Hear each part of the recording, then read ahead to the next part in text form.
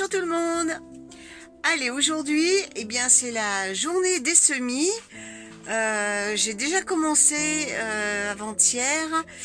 J'ai semé en pleine terre des navets jaunes boules d'or, de la laitue d'automne et d'hiver. Et là, je vais refaire d'autres semis en terrine,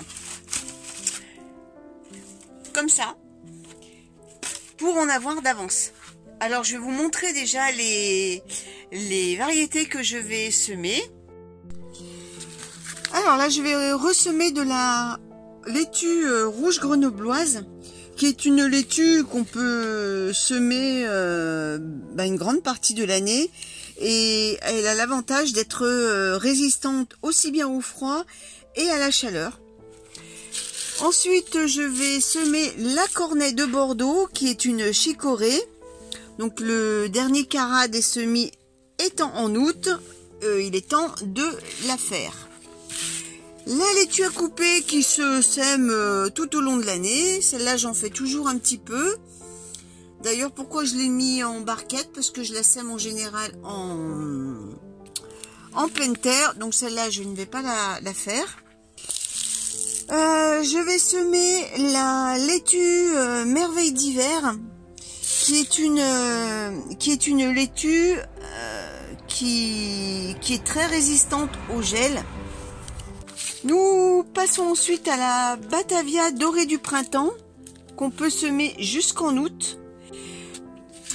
Et nous terminerons par la laitue brune d'hiver, passion brune, qui est une variété d'hiver et qui a la particularité de résister au froid.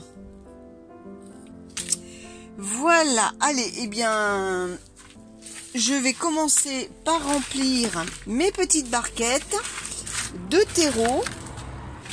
Alors, j'ai choisi de les semer dans ces petits contenants. C'est des barquettes où il y avait de la nourriture dedans. Là, je crois que c'était des tomates farcies. Et j'ai fait des trous. Et ça me permet de faire des semis. Ces bacs, je vais les mettre dans des bacs plus grands avec de l'eau au fond, de façon à humidifier le terreau par capillarité. Je vais mettre une variété par barquette, comme ça, pas de risque de mélange. Et voilà, allez, eh bien, j'attaque. Alors, j'utilise deux types de terreau. Dans un premier temps, je vais mettre du terreau de rempotage, qui est un terreau quand même assez grossier.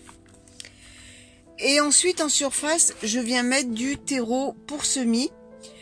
Alors pourquoi je fais ça? Eh ben, c'est tout simplement pour éviter de gaspiller trop de terreau pour semis, car c'est un terreau quand même qui est plus cher que le terreau de rempotage. Donc je fais un mix des deux, et puis ça marche très bien.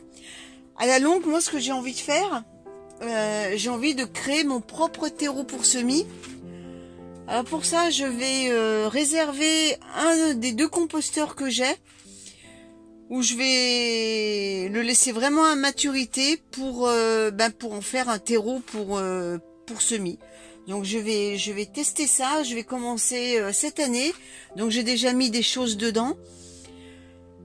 Donc je vais mettre essentiellement toute l'herbe, les feuilles, les choses comme ça. Puis je vais laisser se décomposer tranquillement. Alors il paraît que c'est assez long, mais j'ai envie d'essayer parce que c'est vrai que le terreau pour semis, à la longue, ça commence par à peser lourd au niveau du porte-monnaie.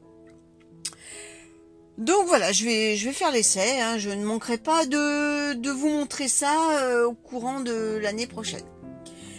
Bon, revenons à nos moutons, à nos salades du moins. Donc je vais commencer par remplir le fond de mes barquettes avec du terreau. Si on sème avec ça des petites graines, comme les graines de salade par exemple, ça risque d'être un peu compliqué pour la germination. Alors il faudrait que je le passe, que je le tamise comme je faisais avant. Mais non, là j'ai pas envie. Donc je remplis déjà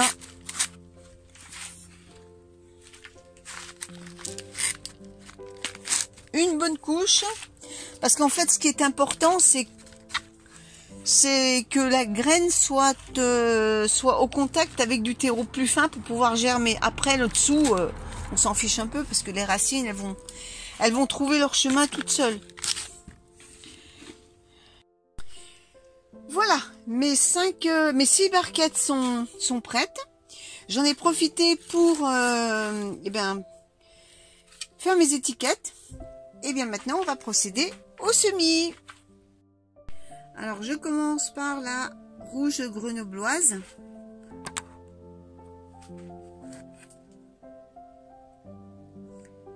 Donc j'essaye autant que faire se peut de les espacer au maximum. Chose là que je n'ai pas du tout fait. J'ai des...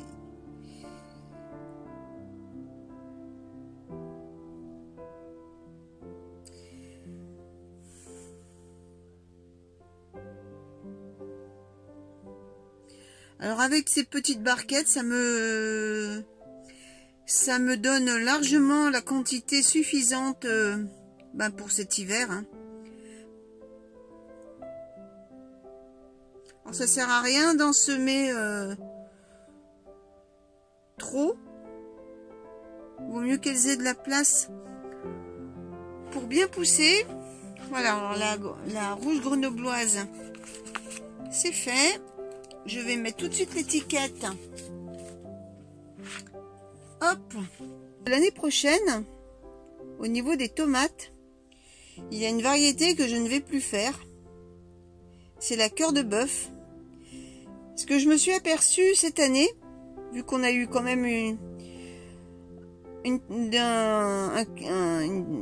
un temps assez particulier, propice aux maladies, que mes cœurs de bœuf étaient les premières à être infestées par le mildiou.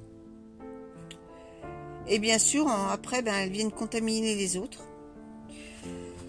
Donc, l'année prochaine, je vais essayer une nouvelle variété. Enfin, pour moi, hein, parce que je la connais pas.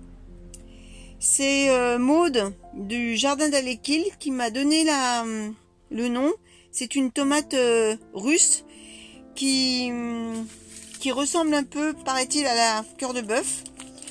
Donc je vais tenter. Je vais essayer de me trouver la variété sur le net et puis je vais essayer de la cultiver. On verra bien ce que ça va donner. Voilà, alors là, qu'est-ce que je parle? C'est la passion brune. Hop. Et je vais recouvrir. Je vais recouvrir de terreau fin.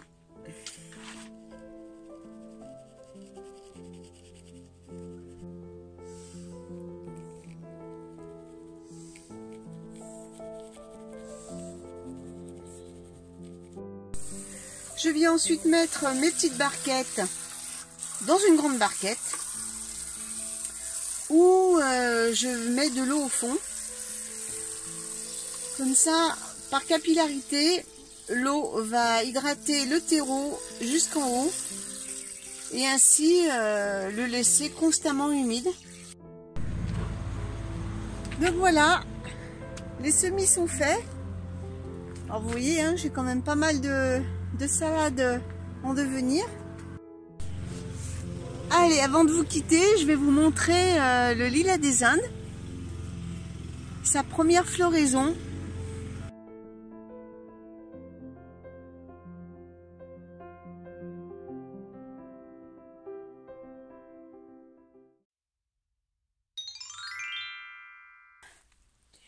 Là, ça va être la grosse journée de nettoyage. Je vais couper tout ça là. Je vais bien ratiboiser parce que vous voyez là, on peut plus passer. Ici, c'est pire. Là, vous voyez, il n'y a plus le chemin, il n'y a plus rien. Donc je vais faire un bon nettoyage. Je vais couper des branches de noisier. Je vais vraiment tout niveler. Et puis je passerai ça au broyeur. Bon, et bien écoutez, je vais attaquer et puis on se retrouve quand c'est fini. Ça y est, j'ai fini. Eh bien, ça m'a pris tout l'après-midi. Je vais vous montrer ce que j'ai fait. Là, j'en ai marre. Allez, je renverse la caméra et je vous montre ce que j'ai fait.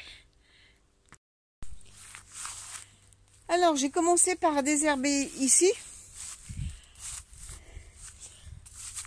J'ai taillé le cognacier du Japon. Il y avait de la, comment ça s'appelle, de la clématite sauvage. Ah, j'ai tout enlevé. Ça faisait un buisson qui arrivait à peu près là où il y a mon ombre. Donc, j'ai libéré quand même pas mal d'espace. Hein. Là, on voit le chemin. Et puis ici, j'ai vraiment rabattu les arbustes parce que là, je ne pouvais absolument plus passer. C'était un enchevêtrement de végétaux. Donc là, au moins, le passage est libre. Donc j'ai taillé le noisetier. Alors en haut, là, je peux plus. Je suis trop petite. Voilà, donc vous voyez là quand même, on voit le chemin. J'en ai profité pour nettoyer un peu le coin des poissons parce qu'il y avait plein de chardons, plein de grandes herbes. Donc j'ai bien nettoyé tout au fond. Et idem ici, il y avait une grosse consoude qui montait à peu près au grillage là. Donc je l'ai rabattu. J'avais un nid de chardon que j'ai enlevé. Donc ça fait un peu plus net, quoi, un peu plus propre. On continue. On va aller de l'autre côté. Ici, pareil. Je ne pouvais plus accéder. Donc j'ai éclairci, hein, de façon à ce que on puisse passer. Voilà. Bon, écoutez, je vais vous laisser. Et puis on se dit à très vite pour une prochaine vidéo. Allez, salut tout le monde!